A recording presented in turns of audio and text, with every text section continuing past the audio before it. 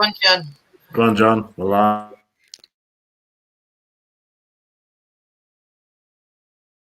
So, welcome to Walsall United WFC.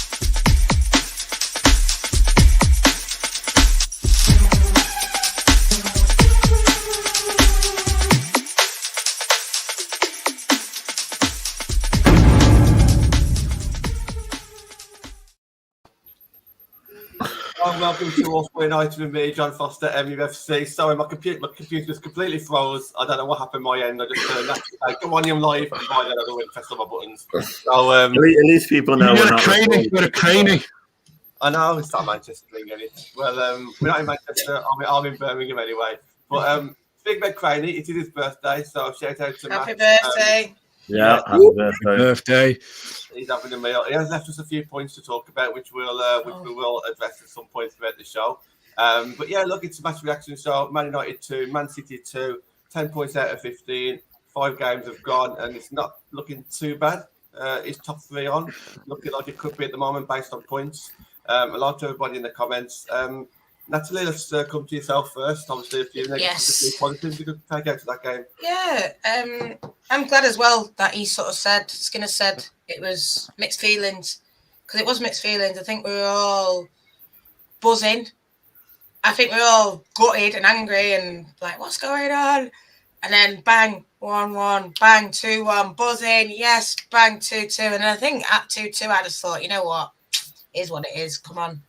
You know, because I didn't know whether we were going to go bang 3-2 or bang they would score. So, you know, I'm seeing a lot of people going, it's a missed opportunity. Get why they're saying it. I get why they're saying it. But I don't want, like, us fans, the girls, Skinner, to feel like, oh, that's it. You know, let's pack our bags. We're not going to get top 3. Top 3's open there, mate. Ready to go. I can't see City now going and winning loads of games. No. They're there for the taking. Look at that Stanway's just been sent off. That as well. I've got other things to say about the way that they were playing. You know, should have had another red card. We should have had a penalty. Should have had a few 3 penalties. Yeah. You know, there was the Swedish one. She had a few dodgy things. She could have had 2 yellows. I just think they lost their heads a bit. And I don't know it was whether us and the crowd and the, you know, like I said, baying for their blood last time, but for some reason they were just all over the show. But then that's what it is, isn't it? Bang, you give them a free header, they score. Bang, you let them have a shot, they score. And I think that's where we need to be a bit more savvy and keep them out. There's still a bit like that frailty there, that because I mean, God, when they scored 2-2, I thought, God, my mind flashed to 6-1, you know, and I thought, come on, man, you got to keep this. So I'm not as upset as like everyone's making. Oh, that's 2. Yeah, it's 2 points lost, but it's not the end of the world. It's just the start of the season. You know, we're not going to go and win the league. We need to see where we're at. And for me, the next 3 games, they're the most important games anyway. You know, we've got Spurs and we've got Everton. So for me, that's the next 2. And then we've got Durham in the Cup. You know, that's a massive game as well. So for me, those 3, or you could say, are even more important than that one, you know? So for people to sort of say, oh, you're not going to finish top 3 now. Based on what? But, you know, disappointing, but you learn. You keep learning. That's what we need to keep doing. Keep our heads, which we did, and just keep it tight and win the game.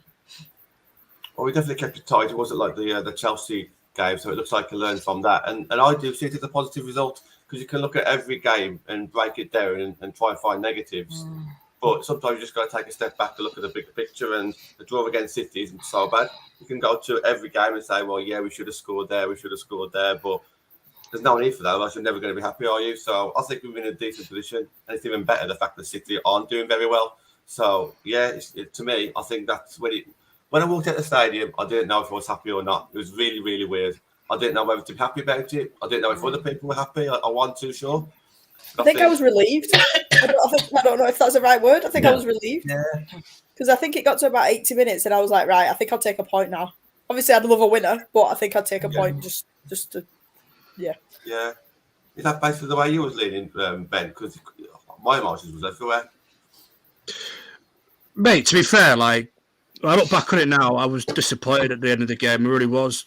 Let's be fair. This City side is still well below par, well under strength. This is not their full strength 11. And you think, oh, have we missed a chance? Should we have put them to the sword? It's all you can always say ifs and buts, but now I've had a chance to think about it. Sometimes, you're lost in the emotion. It's the Manchester derby, and to be fair, I hold my hands up. Maybe I was lost in the emotion at Chelsea as well a little bit, and I may be a little bit too critical.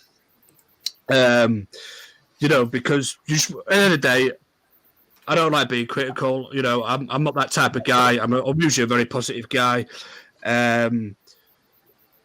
But when you look back on it, I'm thinking maybe I've been a little bit overcritical. Let's be fair. Matt Skinner is still finding his feet as well as a manager. He's still find the way he wants to play football for Manchester United. And likewise, the players are still finding their feet as well under Matt Skinner, still trying to find or to try and develop his style of playing, his way of thinking, his way that he wants us to play. And it's all going to take time. We've had 3 solid years under Casey Stoney. And I said this on the men's channel briefly when we talk about Connor. That'll know, you'll know, everybody will know. Under Casey Stoney, you could name 1 to 11 every single match day. You could name it, and you could name the style of play that we'd play every single match day. It would never change up. With Skinner, this season, he's already thrown in a couple of changes here and there. You think, Forrest Dossier played well against Reading, and I think the next game she's back on the bench again. So. No, he seemed to vary it up a little bit, and there does seem to be a variance of tactical now through the game, and a very switch up of sort of formation and everything. Whereas everything was regimented under Casey Stoney. It was like regimental kind of thing, where exactly how we set up to play, exactly the 1 to 11, and it became predictable. And under Skinner, I don't think it'll become predictable. But what we are still doing is we're still learning the game. However, there is a gripe that I've got is midfield is not working high enough for him. They're letting someone like Jill Scott play, she's not even a centre half, come in 20, 30, 40 yards with the ball without pressing her. It's poor old Leslie Russo, poor old Anna Toon, running their socks off, the two of them, trying to close them down, trying to press them.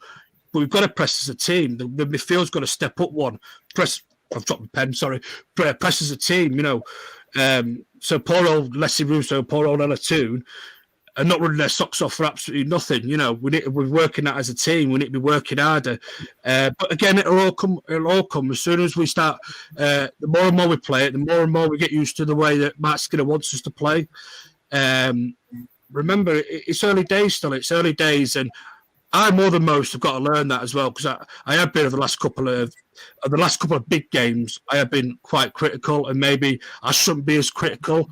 But I'm really doing that because I want the best at the end of the day, And I know these players have got him in them. And at the minute, there is a couple that I'm thinking they're not really playing the best. How are they still on the pitch? Why are we substituting players that are looking a level above that can maybe get us that extra goal to win, or to get us back in the game if we're losing? And we're still keeping the same players on that are maybe not exactly, the game's passing them by, to put it politely, and they're just a pedestrian in the game. But listen, I just want what's best for Manchester United. I want, as a fan, sometimes it is frustrating in the stands. We don't want to be walloped 6-1. We don't want to be, we weren't expecting that, because under Casey Stoney, let's be fair, we was toe to toe with these teams. If we lost by a single goal, no more than 2 goals. Until the back end of last season, we started unraveling a little bit. We covered all that in previous shows, but we've never been told 6-1 by a big side, never ever. So I understand people's frustrations. My frustrations probably boiled over a little bit, and quite rightly I was called up on it, and. Now I've had a few days to think about it.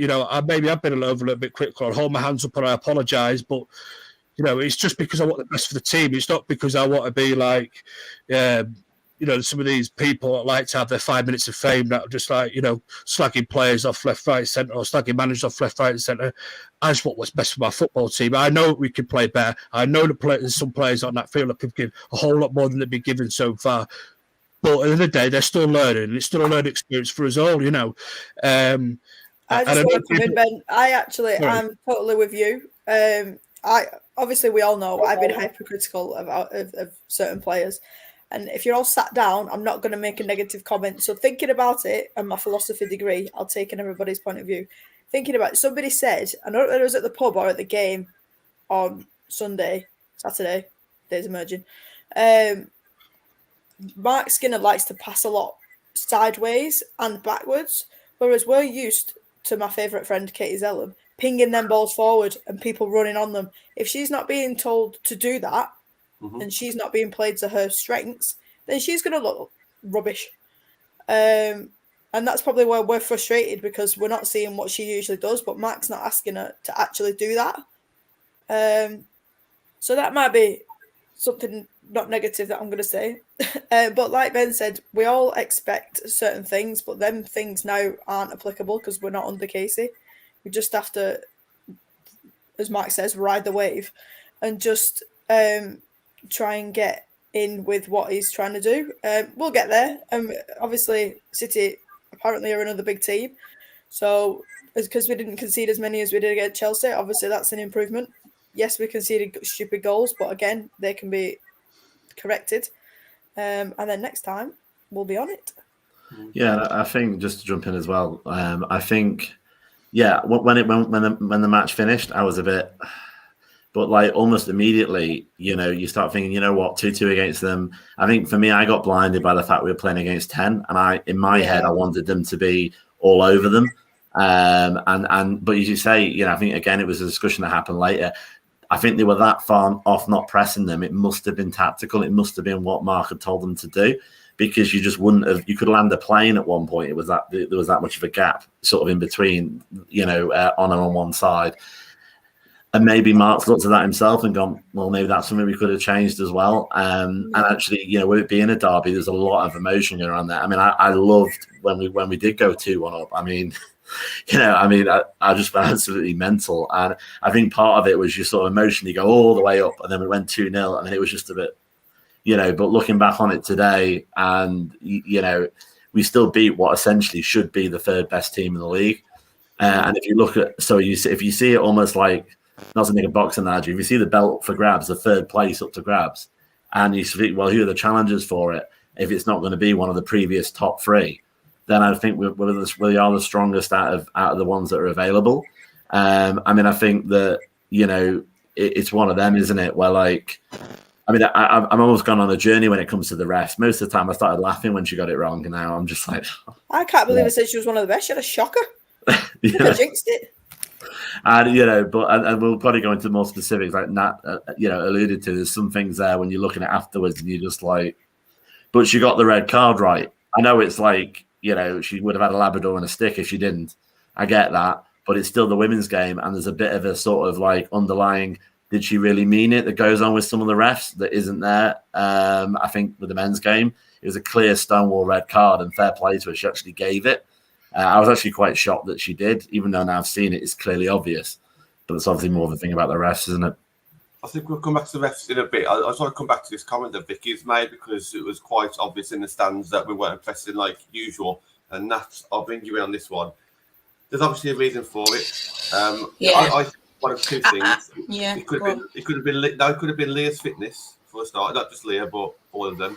Or he knows, Mark's going to know that what happened against Chelsea, that we arguably wasn't good enough, or City was too good at the back, and they could just pass it around us too easily. So it looked like we had like at least 9 players in our own half, and then just up the top, just for the sake of being up there, really. I think, yes, it's like you said about the Chelsea. I think Chelsea, we did press a bit more, especially Tooney when she was a false 9, we did press a bit more. And I think maybe he's thought, if you go commit forward too much, then they'll punish you. And I agree with basically what everyone said about the whole, even myself last year, myself this year, you take it too far, but you don't do it because you don't love the players or love the manager or want the best for the club. You do it because, like I said, you want the best, and you see things that, and like what Emma says, well. They can do it. You've seen it before. You want it to go like a certain way, and it's not going the way that you want, and it's frustrating. And I think it frustrated me when Skinner says, he said it in the last few sort of before, like, oh, we need to be like this. We need to not go up and down. And I get where he's coming from. We need to go steady. I get what he's saying. He's trying to sort of, and I've said it to other people, it's like he's trying to downplay our expectations. But then it's like, well, why are you talking about Champions League? But it's not downplaying our expectations. It's just making us be like, this is how I'm going to play, and it's going to take time, and I'm a process manager. We had Courtney, Stephen Kirk. It takes time. It's a process. What Sheffield are going through, it's a process. I mean, when we went to see Coventry, they look better than what they did at the start, so it's a process. And I see what he's doing. He wants to sort of build up, not slowly, because he did talk about moving the ball quicker, and I get where he's coming from. And even I shouted at him at the end and said, you need to move it quicker. And he just said exactly what I had said to him, so he knows it. But, like, even bits at that times annoying me a bit was seeing, like, Leah cut inside, seeing Hansen cut inside, and I thought, what's going on? But I see what he's trying to do, because then she looks absolutely fantastic when she's doing it. Hannah Blundell is like, you're seeing, like, Leah cut inside, and then Hannah Blundell... That Roadrunner. Yeah. And then that's what he wants to do. He wants to have that overload and have Leah cut inside. And then even we saw the Birmingham goal. Obviously, these guys weren't Birmingham, so that wasn't as easy. But then second half, Hannah Blundell just was everywhere. Every single place Hannah Blundell was. And it is amazing. I mean, I'm not criticising this player now. I'm just saying it wasn't the standard that I'm used to seeing it on her. She looked a bit not that Queen standard. Still good, but not that Queen standard that I was used to. She'll know that she has to improve. It's against a good side. Has to do more. But Hannah just set that example for me as the fullback, and I know we're not on player of the match yet, but Hannah was getting a bit isolated at that match, because even we were just shouting pass it to her, like switch it and things like that. But I did see something on social media today. Kirsty said something about this is the first time today she's been able to breathe through her nose, so I think she had a bit of a cold at the weekend. Yeah. So that might have affected her slightly. Obviously not that much, otherwise she wouldn't have played. But obviously running is obviously going to make a difference. So yeah, it's a good point. As you say, you don't know these little things that obviously wouldn't be announced, and I think it was one of those where, like, they're going to the more times we draw or beat these bigger teams. Oh yeah, we've drawn with City. Oh yeah, we beat City. It takes away that sort of like, right, we're playing these guys now. I think it's just because they went down to 10. I think that's the more annoying thing. Yeah, and I think like, go on. No, go on. That's literally what Skinner was saying, isn't it? We need to get used to just being able to beat these guys, and it's not like having to raise our game for them. This is our game all the time. Yeah, and I think Skinner knows what he's doing. I mean, he wants the atmosphere. He got what he wanted. We had a great atmosphere there. And he knows that the flip side of that is you are going to get some criticism if it doesn't go your way. And I think certainly everybody here and everybody that we all know kept it on the right side of the line. And, and that's what generates the passion, because we genuinely care about the result. I mean, I was almost bereft when we went 6-1 with Chelsea. I was walking around like, I was just like, I was like, I did leave after the 6th goal, and I never leave a football match. But I was like literally like, the whole sort of grey, everything was grey, proper like bereft. It was like a proper punch in the stomach. And like when I could have flown off that stand when we were 2-1 up, and that's the life of a football fan, and that's life of proper fans like United fans. And he knows he's going to get the flip side. And as you say, you were saying to Skinner as you're walking down, and he was like, I know. But it was just like a really good chat between, it wasn't like, why are you talking to me? I'm the manager. Or it wasn't like, you know what I mean? It was he was like a happy, and he came up and did his, thank you, didn't he, at the end as well? So, yeah. on that, Andy, just jumping in on obviously, Natalie just mentioned it as well. So, yeah, as Natalie was walking down the steps, she shouted, you need to be quicker. Mark was obviously agreeing, but we didn't hear what he said, but he actually said on his BBC interview before we came over. So Mark already says that we need to be quicker. Then obviously it comes over and Natalie says the same thing. Neither people could hear each other, but they both said it. Obviously, I think people in the stands Great could minds. see it. Yeah. Well, yeah, obviously it was fairly obvious in what he was doing. But yeah, that was definitely one thing that kind of where the extra player didn't really count for us because it was so slow. But also in that first half, we're still basically playing forward at the back with just Buddy Shaw up front. So I think we've kind of missed a little step there as well. Natalie, just jumping on your point, had a blunder in that second half. Yeah, she was everywhere because she was up front a bit more. But I think that's why it took a little while for us to adjust, because we didn't really do anything different, even though we was a player over. in that first half of 15 minutes, it didn't really show until the second half where us shouting attack might have helped as well. I think I wasn't even joking. I think it's true. I think because Reds are so rare in the women's game, I don't think they train for them. I don't think they go, right, let's pretend you've gone down. And I don't think they actually do much training on it. And I don't think that's criticism for Skinner. I think that's just generally because they are really rare. And at least next time we might have some other ideas. But obviously we are weak. We haven't got as many strikers up front, and we'll probably go on to it. But obviously Alicia Russo had a really good game, even irrespective of the goal. And I love that pitch of her when she's like, she's like kneeled down, isn't she? And she's like, we wouldn't know the ref was stood in the way. I know. Yeah. Ben, I want to bring you in just before we start talking about Lucy Stan, because I think Lucy needs a bit of airtime. Just on these tactics, obviously we all like wing play. Emma's mentioned a tactic that we had last season that I think was very successful. Long passes over to Galton and Hansen. We haven't really seen too much of that this season. It is more of the intricate passing. I'm just thinking what your take is on it, because it's not really a Man United way. However, what we have seen this season in men's teams, and I'm not too sure about the under 23s, I've only seen 2 or 3 games, but it is a completely different way of playing, isn't it? I'm just wondering what your thoughts are on that tactic. Yeah, it is, but I do think, as a comment on air about the accuracy of passing and being quicker in midfield, and I can't remember where that comment's gone now. My laptop's a bit slow. There it is. Because the midfield, this one here, I can bring it up. My laptop is a bit, I'll probably. Well, because the midfield is Swiss cheese, own and harder of it, go harder at it. The midfield is so disconnected from the whole team. It's Crady came with a very good point. We get it at the back and we're hoofing it 30, 40 yards in the air half time. The midfield is too far away from defence, yet sits too far away from the attack. There's a disconnect between the two. So your fullbacks you're overlapping your fullbacks, your Blundell and your Russo. They're overlapping, they're getting through there. But our passing, get it in midfield, is going backwards, sideways, backwards. Crady came with a good play. I would love to see our stats this season on passing around the back, because it must be top of the league. So we need to move that ball faster. It's very reminiscent of Louis van Gaal style of football, sideways, backwards.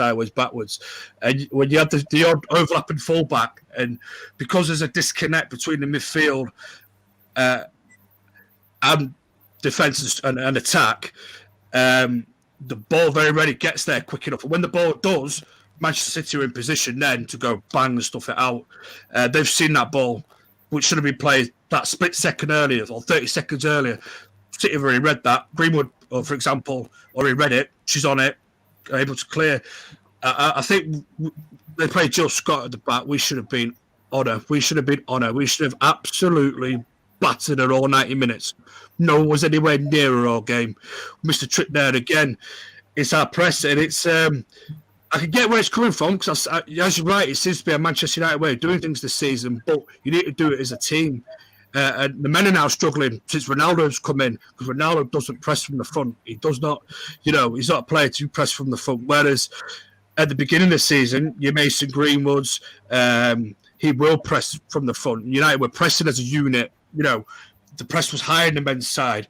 But since Ronaldo's come in, it's dropped off a fraction, because Ronaldo doesn't press from the front. Ronaldo likes to stay and do what Ronaldo things.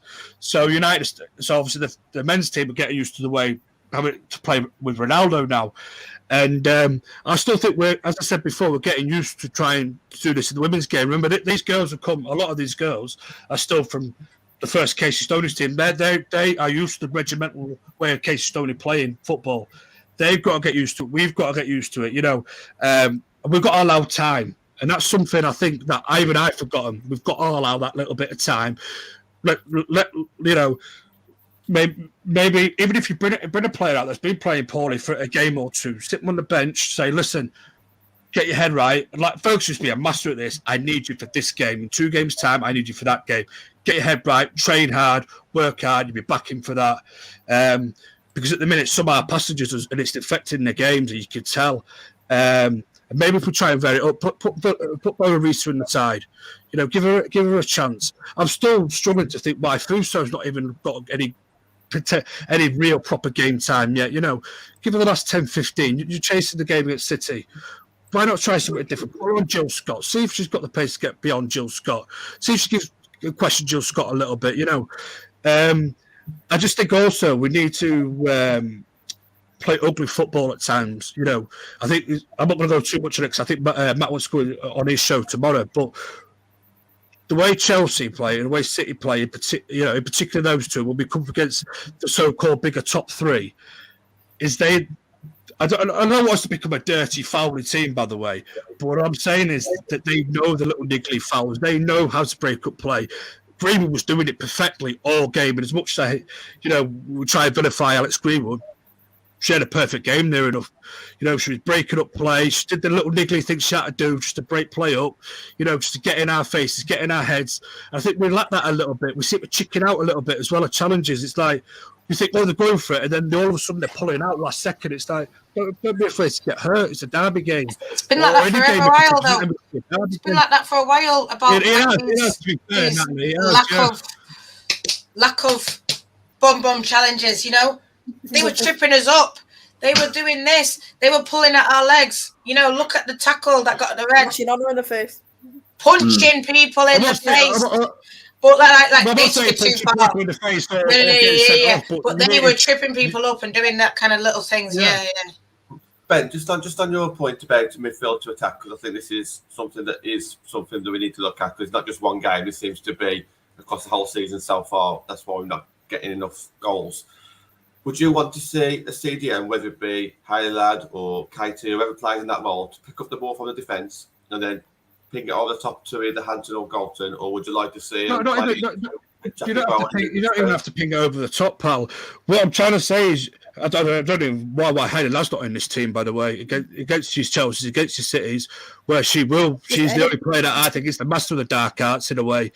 But you need a player, as you said, that will drop deep, pick the ball up and be able to turn on it, and then you need that player then to sort of know quickly what they in their brain where that ball's going to go. Pick that pass out. Scholes for United for years used to be fantastic at that. Pick it up deep, turn on it, ping it. I'm not saying ping it 70, 80 yards. No one's asking him to do that. But Katie Zellum, instead of picking the ball up, she looks look over her shoulder. It's like, I'm not turning. I want to give it back to my centre half. Katie's I'd love to see it, but like she did previous season, pick the ball up, turn on it, and then pick that right pass, thread that right ball through. Even if it's a dink over the top, if it's a little ball across the floor, that's just gone in between the two centre halves that, for example, Ella Toom can run onto. Perfect. You know what I mean? I think a lot of it now is we're panicking. It's like, I don't want the ball. Don't give me the ball. Whereas. But is that not because they're not like clicking on what Mark's trying to get them to do? And that's more. I think also Mark's the problem here as well, because I think Craney pointed this out. He's telling them how to pass the ball on the football field. Mark, stay out of it. Let your players do what they do on the football field. Allow them the freedom to go and play. Allow them the freedom to pass where they need to pass. Because you can hear him, he goes, I need the ball here, pass the ball here, pass the ball here. Let your players do that thinking. I think the players probably maybe frightened a little bit, I don't want to pass it there because my manager told me to pass it here. We do that. We were doing that though, Ben. We were doing that. We were shouting, "Come on, out to order!" We're not the manager. We're fans. We're worse for it. Just put it close to the players a little bit more. It's just a strange one because we've always used to use both wings, and and at one point we sort of went one. I think we were just going down the right, and I thinking about obviously we saw Russo score, and she is a great striker now. I am definitely seeing that, but I think I didn't see it before because she's not getting much service, and there's a lot of pressure on her shoulders at the moment. And hopefully, if Martha Thomas comes back, at least that's another name you can throw in the mix, because obviously, a lot of strikers can generate stuff from nothing, but being that in that position, you need service, and I think we definitely have a problem in transitioning from the midfield to attack. We just haven't worked out how we're going to be doing that properly yet.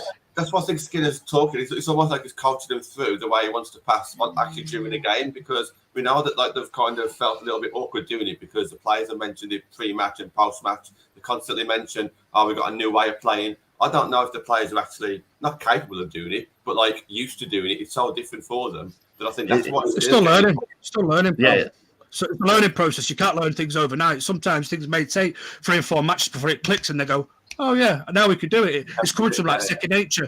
You know what I'm saying? Sometimes it takes that little bit of time. And to be fair, we as I said before, we need to learn ourselves to be a little bit more patient to allow that to take place. You know, I think a lot of us, particularly myself, we don't want to see us slide backwards, but have to slide backwards to reap the benefits going forward again. You know, take that step or two back to reap the benefits of going forward, to learn to play the way Mark wants to play. Because sometimes if we're always on their case going, "Oh, but we used to play at this," I'm used to saying this player doing this and dictate the play, blah blah blah blah. Sometimes that creates more pressure within itself, and I think I've realised that today, actually thinking about it, that maybe I've been too much frustrated. You know what I mean? Because we've been used to different type of things. You know, we're still getting used to it. We're still learning, and again, it might take us 4 or 5 games to settle in and go. Trust the process. Just take calm. Yeah. I think it's going to be. We're going to take us a long time. And I remember even Birmingham fans saying, and Villa fans have said, you know, it took him months before they even had a win at Birmingham, you know, and then next minute it was pretty Courtney saying it. They were smashing teams 10-0 and people were like, don't know how to fit. And I think it's that he's trying to play this beautiful passing football. And I think, like you say, they're so worried to maybe switch it, because I think versus Chelsea, you know, we tried to switch it from a Manny and maybe quickly out to an Honor, and then it was intercepted, so they're nervous, so they're passing it to Thor for a bit, and then it's taking that pass, and I think that's where we got frustrated. They're taking 3 passes when you can do it in 1. I just want to touch PTSD from that game. Yeah, and I think someone said before about the wave, about when Mark was talking about the wave. I think it's this one, and it's not the play. I don't think he means. I think he means like, and I think this is it. It's the players. The players, I think they feel it. And I just want to talk about just fans and atmosphere for a bit. I think even as City players felt it so much. And I think especially our players, they feel it so much, especially a young one like Leslie and Tooney. And, you know, they were saying things like, and Zelle, they say things like, we do it for them. We do it for them. They come every game. We do it for them. We want them to be happy. And I think, you know, they looked so sad at the end of Chelsea, and we were so angry at the end of Chelsea. And I just think our emotions are all entwined. And like I said about the whole, Benny touched upon just City being a bit dirty. I won't say dirty, but shithousery, knowing how to play, game management. Economical with the tackles. Yeah, but some of it, you know, we talked about running at Jill Scott. I think in that second half on the left, we look on fire. And it's Hannah Blundell and Leah. And Leah ran at Jill. And it was a clear and obvious penalty. And I know we're not talking about refs today, but you just didn't get it. The Alex Greenwood, she raised her hand on his face. I know people are talking about it. I know we're going to touch back on it, but I just have to say it now. And nothing happened. And I just think, I know it's not something we want to see in the women's game, but if Honor had fell to the floor, if Honor had grabbed her face and just gone, oh my God, shit me in the face, bang, red card, thanks for coming, you know? And I just think that's where you need to be a bit smarter as well, because don't let someone hit you in the face and don't make it clear that she's just hit me in the face. I'm not saying roll around and do all Neymar stuff, but just emphasize it more. And that's where you sit there with Ben saying, too nice. And I don't want to see us doing all these dirty tackles. But, you know, there was that blatantly penalty. And I know they did scream for it. But that was so blatant. And, you know, that really annoyed me. But that punch in the face, punch, slap, tap, I don't care. You raised your hand to someone's face. You should have been like, my face, oh, I need the medic on. Hype it up, mate, you know, because then they're under pressure. And then, you know, the fans see a hold in the face, boom, the whole shit pops off. And then everyone's baying for blood again. And then that referee's under pressure. Then the referee probably does send her off because she's thinking, shit, she just hit her in the face. And they sit there and say, oh, the 12th man, the 12th man. And it is, because for me, I think they don't do all these, that red card tackle doesn't happen for Stanway. Alex Greenwood doesn't punch her in the face. Maybe even Jill Scott stays on her feet, but probably not. But, yeah. But I don't think they do all that stuff if the fans aren't if the atmosphere isn't the way it is. And I think we got in their head, and I think maybe you get in our players' head because they're thinking, oh, I'm worried, I don't want to lose, but I want us to win for the fans. And I mean, even Stani was saying at the end, I want to win for the fans. They're great. They push us on. You know, we hear them. So they would have been hearing the attack. And that would have made them think, right, we've got to score. And I just think, like what Mark says, keep it level, though. Keep it level. We want the synergy. We want the wave, but we want it level. And he wants the wave crashing against City. And we want us in Alex Greenwood's head. And then next minute, she's not crashing because we're not pressing. Yeah. She slapped on her in the face. And I just can't believe that, you know, like you said, too nice. Make a meal out of it. Make a mountain out of it. Roll, you know, don't roll on the floor, but, you know, she's smacked me in the face. I think it's more getting in the referee's face as well. Yeah. I want to see if he's a bit more. I'm not saying every tackle, but just get in the referee's face and get a questioning things. Well, that penalty was blatant. You know? And I saw it at the time and I thought, but if we saw everyone go around, penalty, you're mad. Boom, are you mad? And then everyone's on the ref. I mean, I think everyone was on the ref from day dot, and I think they'll always be on the ref from day dot. But you know, that ref was poor. There was poor performances. You know, people were talking about on BBC saying it was poor from the ref, and she missed a lot of blatant things. And you know, I know people don't like the Sky sensationalism, but that's what they should be doing: bringing out all these bad decisions and putting pressure on the FA to make sure that these refs, you know, are getting supported, because this is costing people. If this thing, people are saying this is going to cost United, well, it's that ref right there then that's cost us, isn't it?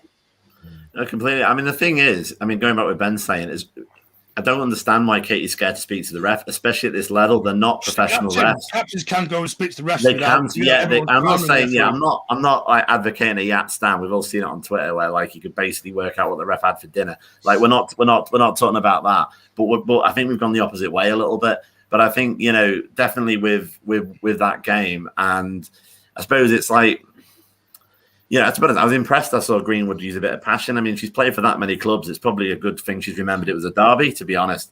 But I think, to be honest, you know, as Nat was saying, we built it up. We built that cauldron, and the players, you know, fed on it. I think City, to an extent, fed on it as well. Because they wanted to quiet us. That's where sort of some of the bitterness came from.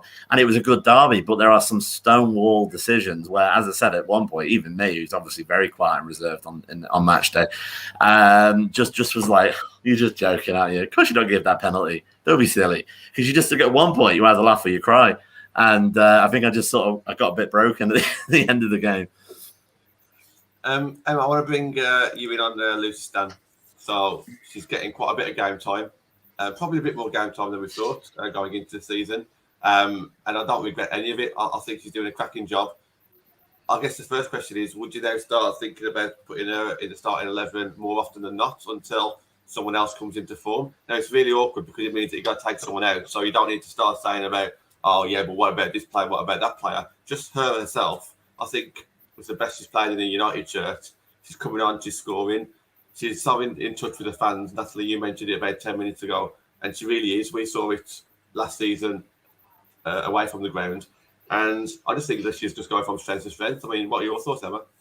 Well, we all know who I'd think she'd drop her for, but like I said this when we went to see them at Rangers, Stani's going to have Stani season. She's like I said before, just before the start of the season, she had a lot of personal things go on, and she's used that energy in her performances to have one of her best seasons. And she isn't one of the younger players, and she'll probably admit that. But I think she's the right level of experience plus graft. And we saw that. She came on, scored. That's all we needed. And we needed that bit of level of composure when people were losing their heads a bit. And I think that... And I actually saw her at one point shouting at Katie to organise people, and I was like, right, okay. Yeah. But that's what I mean. She's a grafter. She'll not just tell people how to do something. She'll go and do it. And I admire that. And at the minute where she's scored in a derby, you can't really drop her. Mm-hmm. Yeah, I agree. And with that, regarding that thing with Katie, I've always said that Stani Force could be the vice captain. The only issue is she doesn't play enough. So usually, you know, if Zelen wouldn't be playing or Stani Force wouldn't be playing, you'd expect Bo Reese or Lad to come in. But I think if Stani Forth is playing, and because she knows Skinner from the past, and because Skinner obviously favours her in this squad, and rightly so because it's working for him, it wouldn't surprise me if Stani Forth starts picking up the armband when. I think we'll see what Skinner wants from his team against Durham because we need a bit of rotation. Mm-hmm. So we'll see what happens then if Haley comes in or Stani comes in or my friend gets benched. We'll see. And I think that's more of a sign than anything else of times to come. Yeah, I mean, I think with Stani as well. I mean, at least she was a game changer on the pit, on the coming from the bench to the pitch. You know, we didn't have much to sort of. We tried to put our strongest side out. There is an issue in midfield. I think there's no skirting around that. And at least with Durham, you know, it'd be interesting to see who gets the armband as well. I know it's different again. I mean, is Lucy going to get the armband for Durham, and then will we see that leadership again? That she clearly has. And obviously she got the goal, and you know she sort of generated that as well. Yeah, I mean, you know, you've got a little bit of Risa is a really good player. A lot of, you know, and we're currently not really playing her. You know, Hayley Ladd, you know, again, she's not really been given a fair crack of the whip this season so far, in my opinion. And obviously, Stani Forth is showing that she's going one way, which is up. So you've got to have a question about that midfield and a certain part of that midfield about really, are we going to hold on to it just for ideological reasons because that's what the situation is? Or are we going to actually look at it and say, I need to pick my best midfield. So that means a certain player's benched. The thing is, going a bit off Stani a little bit, for Durham, obviously it's going to be a physical match. So we need somebody that can steady the ship. And Haley's the obvious choice for me, Physical just to keep that defense, not actual defense, but that defense before defense, for Durham. I think it's like I was saying to you, it's not a game that we can afford to lose. We've got to win that one, haven't we? So we can make changes, yes, and we can't expect to win it as a given because Durham are doing so well as well. So we've got to be careful how many changes we make. But I actually think we should drop Russo for Durham because I don't want her to get injured off some stupid tackles. And like we said, yeah, she did great for 90 minutes against City, but she's still coming back from injury. So maybe leave her a bit and then give her a bit of a rest during the international break. Definitely. Tune in to tomorrow's show. I think Matt's doing a bit of a preview on that. Yeah. Ben, are you on that show tomorrow as well, Ben? I believe I am, Bell, yes. Yeah, so we can obviously go and check I mean, I agree with about maybe not playing Russo. Fuso, I want to see playing, whether he'll play Fuso. But, you know, Carrie Jones, I sort of heard she didn't go on loan because they wanted to keep her to see it so she could play games like this. Perfect game. Perfect. Play Carrie and then play Fuso and then play Ladd and Stani. I don't know. You know, is there any point of playing Jackie? Keep the regulars on the bench and then if you need them, then bring them on. But if you've not got confidence in them, then... Yeah. Is there a point of, for example, maybe playing Jackie if then she's going to go and play 2 or 3 90 minutes versus Holland? For me, like you say, maybe have Jackie on the bench, have Russo on the bench. We should be beating Durham, but that's that. Stani, I'd like to see a play start. I'd like to see Ladd start as well. Stani knows.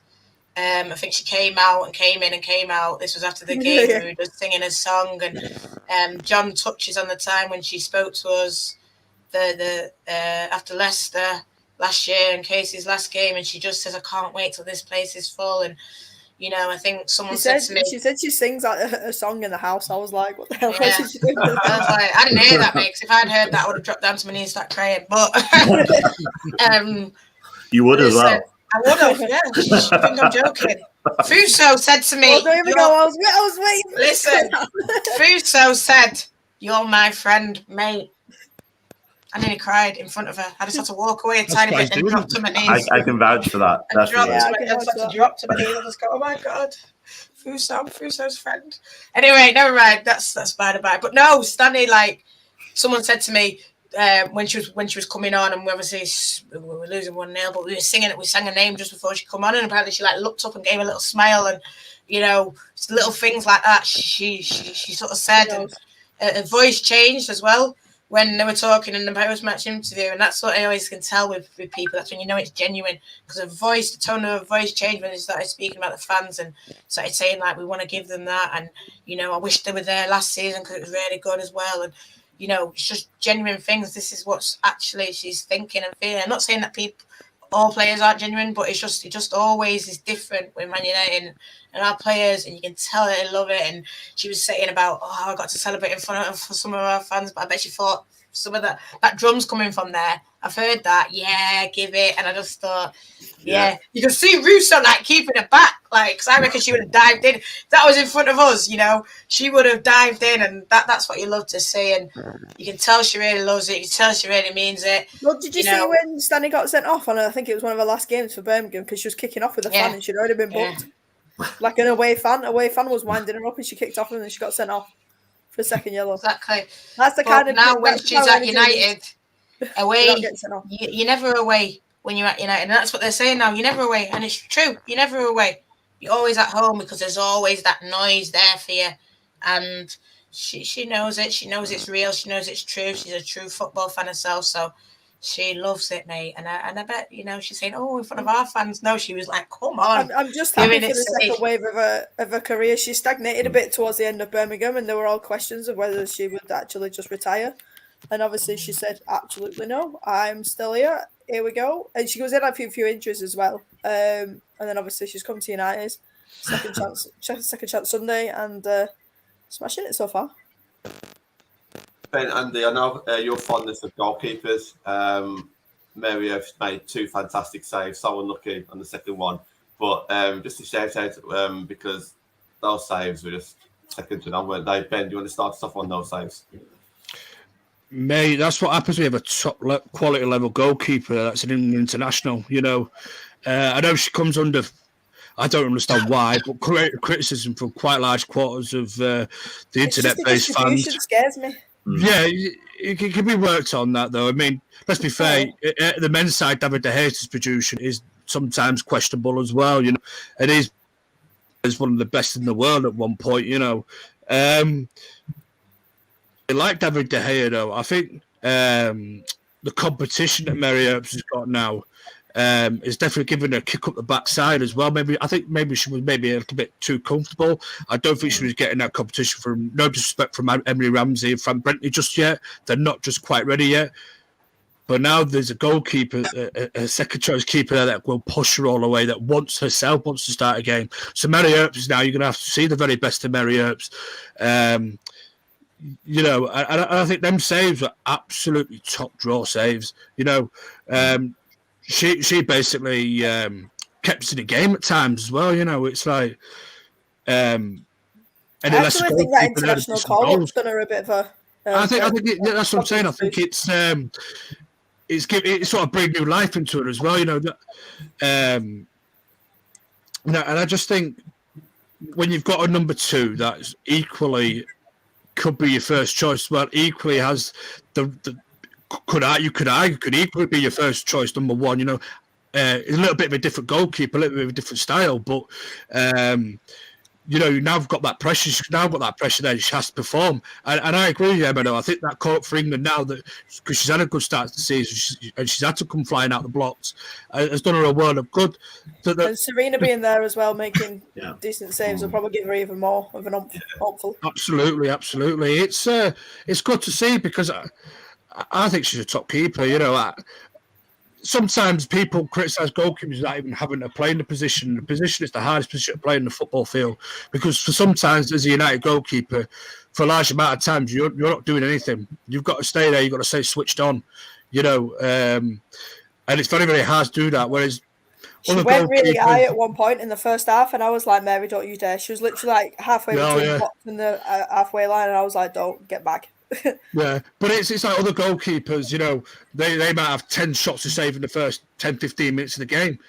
Mary might have 1 or 2 maybe out of that 10, So as a United goalkeeper, you've always got to stay switched on. You've always got to stay. Like Bagley when she was at Bristol. Obviously, she was shot stopping every 5 seconds at Bristol. So that Bagley though, mate, I think she'll play. I was very, very impressed with her. Yeah. I think we all came back on the bus and said on the way back from Rangers, I don't know if Mary Earps is going to be number 1. Bagley looks really good in the way that she commands the back line, the way she came for crosses, and everything. Something that you don't necessarily see from Mary Earps sometimes, coming out claiming crosses and what have you. But I think it's 2 different styles of goalkeeping again. There's no one set style of goalkeeping. Like David De Gea is different to Dean Henderson, who's different to Tom Heaton. there's different styles of goalkeeping, and not every goalkeeper is the same style.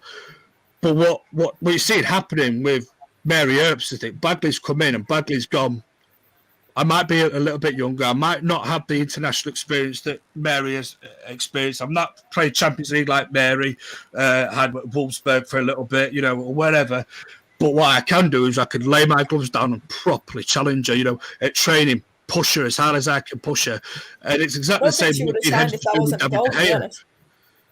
Yeah, I think, do you know what I mean? And the slightest drop in Mary Earps' form, Bagley's going to be right on top there in training, calling on Mark going, listen, Mary's made a couple of mistakes there. When do I get my chance? I've had solid training. I've been solid every time you've called upon me. And hopefully, I hope that Bagley actually plays against Durham. I really do. Yeah, she's got to play against Durham. It's literally a no-brainer. I mean, I'm a big Mary Earps fan, but it's literally a no-brainer. I love Bagley. I've seen her in for Bristol even before that when she played for Yeovil for a bit. She's got a never say die attitude. Remember the sort of shit attitude she did for Bristol, time wasting when it was against us. We all had to count her down. She's got a game management there, and I think the only way you could consider it is two things really. That this season having a top quality goalkeeper behind her. Mary knows she can't make some of the mistakes she made last season with the COVID, otherwise she'd be dropped. And the second element would be a brand new England manager. He seems to now, he seems to have Man United players' numbers for a start, which is helpful. And he actually knows how. She seems to know actually. Sorry, she seems to know actually. Yeah, I was trying to get my pronouns. I got a bit mixed up then. She seems to know how to actually look after players going from club to country and back again. I don't know if that's because she obviously used to play herself. I know Neville did as well, but Jackie probably had a word. Yeah, maybe that was the element to it. But I think, I must admit, I remember seeing that certainly that save where she was at full stretch and sort of just got it, just literally tapped it over. If I was Mary, I'd probably print some of them off and give signed posters to the England manager, say, look, there you go. It was a perfect game to have the England manager in the stand. It's definitely, I think, I've never played it, but I think, goalkeeper is definitely a very confidence position.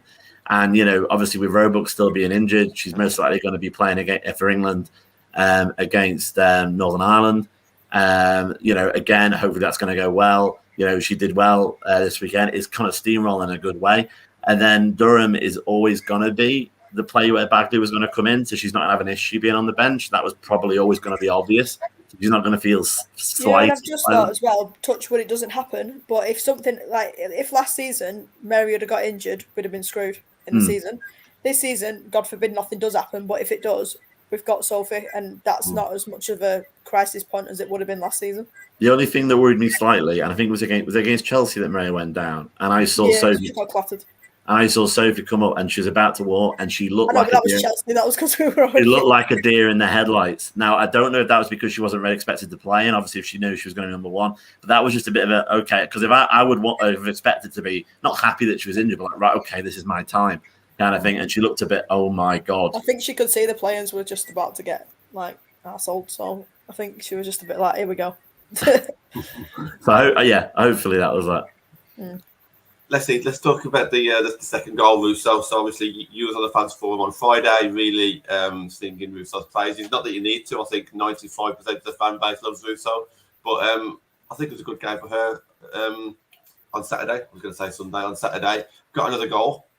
Staff padded as well, so she's playing well and she's actually scoring it as well, isn't she? Your thoughts on her performance? Yeah, Twinny did well. She just did everything I said she can do. I know me and Stu had a bit of a ding dong on thinking about Russo, but it's just a strength on the ball. Still, about she had a poor touch. She still managed to fend off about 3 players, turn and shoot, and obviously score. Whereas I don't know anybody in our team that could potentially do that, strength wise. And that's one of her X factor points that I like about her. Again, she's the scary thing is she's not at full fitness. She's not at consistent. She's not consistently playing, but she's still at a consistent level. Obviously, 2 and 2, and doing well. So I'm half let's go, half don't push it. So, like I say, hope maybe she'll get benched. She might even get a call up. We don't even know. Maybe bench her against Durham, and then see going forward. We've got, is it Spurs after we're coming back? Spurs and then Everton. Yeah. And then is it then City and the Conte even, or was there another one? Yeah, No, and then Conte and then Arsenal. But, yeah, it's not an easy run. No. Yeah, but saying that, slightly off topic, obviously Stanway is going to get banned now. They've got Chelsea and I think Leicester next in the league. So that's good. And there's definitely going to be a consideration about physicality with Durham as well. I mean, there is history there. I know we're going to touch on that. Obviously, probably tomorrow on Match Show, you were saying you guys will do that. But I want to make sure we can't afford more injuries. So I want to look at it positively and say, obviously, let's give our squad players a chance, give youth a chance, but definitely protect people like Russo because, put her in cotton wool and, look after her. This conversation or this moment comes up every few weeks on the podcast. Lauren James' goal against Liverpool, the first goal of the WSL. That was one of our latest pops, one of the latest crowd reactions that we had. I think Saturday beat that by quite a bit. What was your emotions when that second goal went in? You saw the crowd, you've seen the gifts, we've seen Mark Skinner and Martin Hull on the touchline. I think that was probably the best goal, emotion-wise, that I've been a part of. I think it was the best atmosphere, to be honest. I obviously do put that Liverpool game up there as one of the best atmospheres.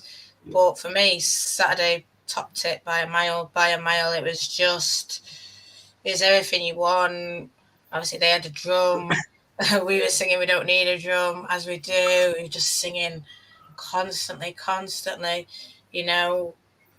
It's just all the songs are getting run out, all like old school songs. For me, I think everyone, you could hear the South Stand singing, you could hear even the East Stand singing, you could hear West Stand singing, you could just hear everyone singing. And, I think we've been at games where probably that hasn't happened, where it has been a lot of people, but not everyone singing, it's just sort of the back row singing. But no, everyone was singing, and that's what you want. You want the whole place to be rocking, and for me, yeah, it was the best atmosphere that we've had ever at LSV. Hopefully, I've got to say, there'll be a few first timers coming to that just for the sake of it. So having that atmosphere will hopefully bring them back. Yeah. And I don't know if you've seen the viewer ratings from BBC. 1.1 million people watched, and that's not even with the FA player. So there'll be quite a lot added onto that. So it's exposure we always need. Yeah. And I think that's what I've always said about this. So people go, "Oh, when the game." Listen, the game doesn't matter. It does matter. Obviously, the game attracts people. But I say I watch. No. I say I watch. Say the Scottish derby. I don't watch it because it's like the Premier League. You don't watch it because it's as good because it's Ronaldo and Messi playing. No.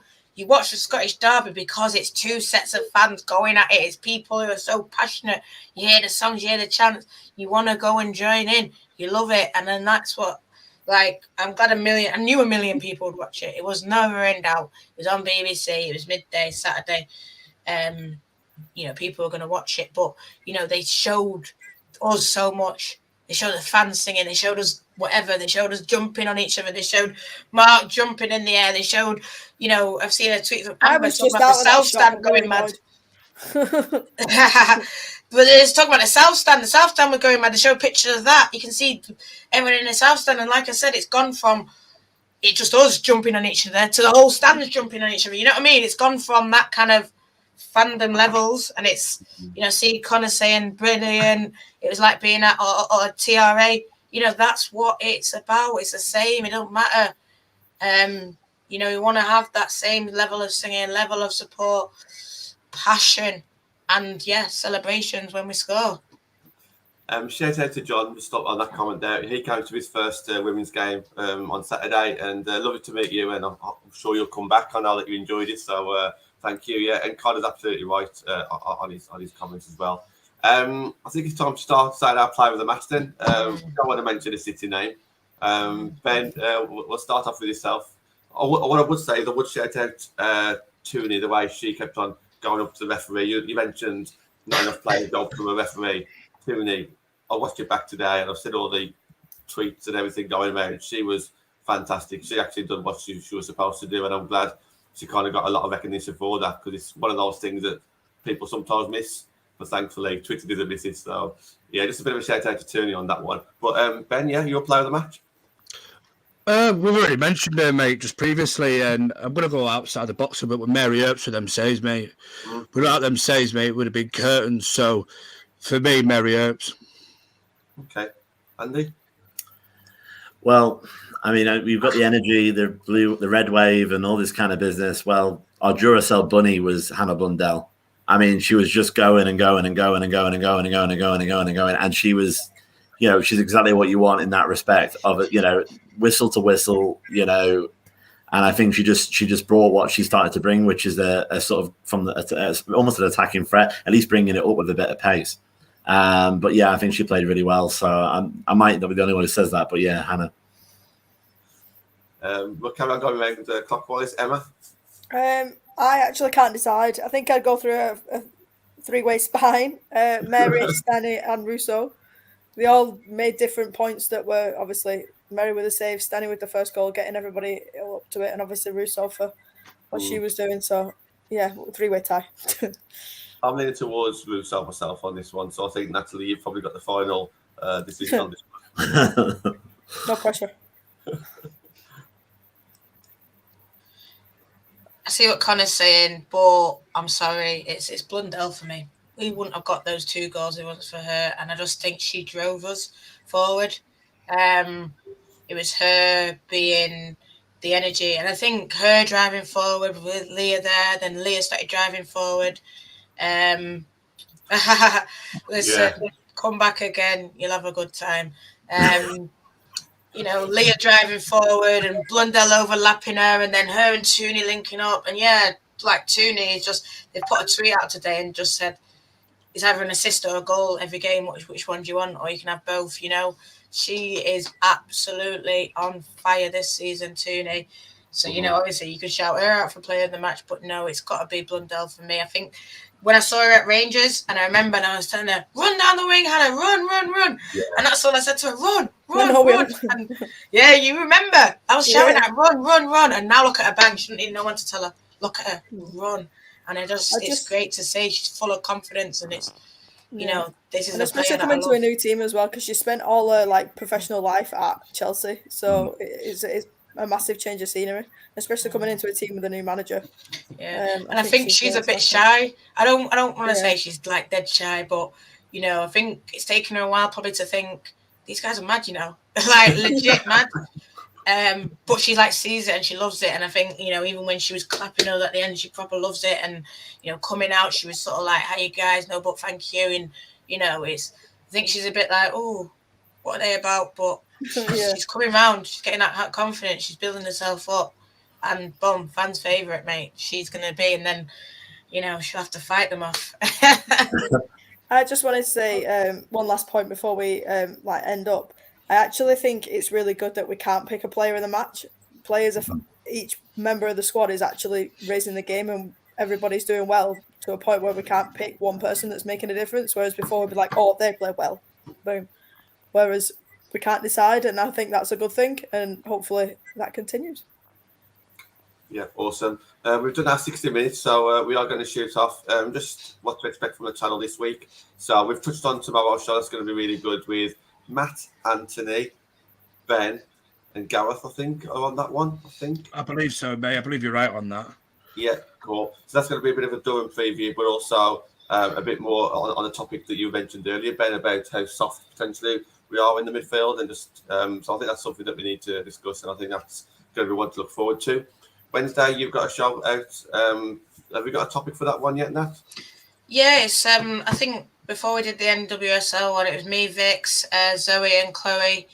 We were just talking about referees and the visibility in the women's game. So we're definitely going to touch on, 1 million viewers, Man United increasing the attendance, and then just basically women and how we can improve for them. I think so today it came about the girls' game. So stuff like that, having more girls playing football from a young age. Is that going to then increase everything for the WSL. So it'll just be a talk, and I think Deborah from the Man United Women's Supporters Club is going to join as well. That one, but it's going to be pre-record because I'm going out Villa on Wednesday. Doing Liverpool, but yeah, absolutely, that's going to be a good match to watch as well. Thursday, we usually have a show on Thursday, but obviously we've got the Durham game, and me and Natalie are down in London, where we'll be representing the channel for the FCAs. So we've been on about this for 2 or 3 months now, if not longer. So we're going to enjoy our night down there. But Ben and Andy, you're going to Durham, aren't you? So you'll be able to report back on that one. Connor's in the comments. Matt will be back from his birthday. So there's a few people that will be representing the channel and doing a bit of content on Thursday. So that'll be good to see. Friday Night Fan Forum is going to be a big one. There's going to be quite a few people on that show on Friday. So please tune in for that one. And Saturday Night Live, Ben, you and Matt, still too early to say a topic, or you got one in mind? Yeah, it's not too early, mate. We always see what plays out during the week, and then we jump on whatever we can jump on. So, yeah, it's still a little bit too early to decide a topic for definite, pal. See what happens Thursday. Yeah, exactly. Yeah. Good point, yeah. Okay, guys, we are going to end it there. We have had a load of people watching today, so I don't know if there's any new people watching. So if there are, please just subscribe, and we go live, as you can see, almost every night. So, tell all your mates. And, yes, we shall see you again tomorrow night. Thank you, guys.